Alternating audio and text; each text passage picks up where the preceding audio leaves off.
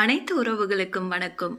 இந்த பதிவில் சாதுர் சுந்தர் சிங் சந்தித்த கைலாஷ மகரிஷியை குறித்த ஒரு பதிவை தான் நம்ம பார்க்க போகிறோம். தேவ மனிதர் சாது சுந்தர் சிங் 1912 வருடத்தில் இமயமலையில் கைலாஷன்ற பகுதியில் ஒரு மகரிஷியை சந்திக்கிறாரு. அவரை கைலாஷ மகரிஷின்னே அழைக்கிறாரு. அப்போதைக்கு அவருடைய வயது 318 இருந்தது. இப்பொழுதைக்கு 430 வயசுள்ளவர் இன்னமும் உயிரோடு இருக்கார். இயேசு கிறிஸ்து 2ஆம் வருகையில் வரும் வரை உயிரோடு இருக்கும்படி அவர் கிருபையையும் பெற்றிருக்கிறார். அவர் பல காரியங்களை சாது சுந்தர் சிங்க்கு அறிவித்திருக்கிறார். அந்த காரியங்களை சாது சுந்தர் சிங் ஒரு புத்தகமாக எழுதியிருக்காரு.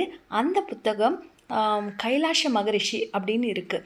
அந்த புத்தகத்தில் பல ரகசியங்கள் எழுதப்பட்டிருக்கு. அந்த ரகசியங்களை ஒவ்வொரு எபிசோடாக உங்களுக்கு நான் படித்து காண்பிக்க விரும்புகிறேன். தொடர்ந்து கேளுங்க. அத்தியாயம் 1. கைலாஷம்.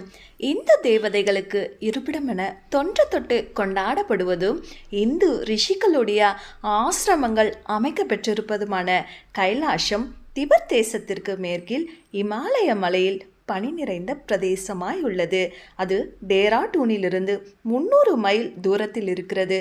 சுற்றிலும் அநேக மைல் தூரம் மனித சஞ்சாரமற்றது. அங்கும் இங்குமுள்ள சிற்சிற குகைகள், புத்தமத கோவில்கள், மடாலயங்கள் தவிர வேறு நாடு நகரங்களாவது வீடு வாசல்களாவது அவ்விடத்தில் இல்லை. கைலாஷ பர்வதம் எனப்படுவது எப்பொழுதும் பனியால் மூடப்பெற்றிருக்கும். அது கடல் மட்டத்திற்கு மேல் 22,028 அடி உயர்ந்து உச்சியில் சிலுவை போல் அமைந்துள்ளது. அவ்விடம் காண்போர் மனதை கவரக்கூடியதாய் இருக்கிறமையால் ரிஷிகள், யோகா பிரியர்கள் அதை தங்கும் இடமாக தெரிந்து கொண்டனர்.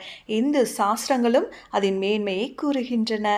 கைலாசத்தின் சுற்றுப்புறங்களில் சில புத்தமத கோவில்கள் உண்டு. ஆயினும் அப்பர்வதத்தின் மேல் ஒன்று மாத்திரம் இருக்கிறது.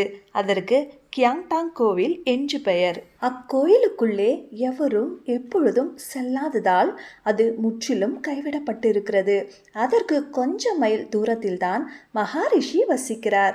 இயற்கை தோற்றம் அழகாய் அமைய பெற்றுள்ள மன்சொருவார் என்னும் ஏரியானது கைலாஷ பர்வதத்திற்கு 2 அல்லது 3 நாள் பயண தூரத்தில் இருக்கிறது.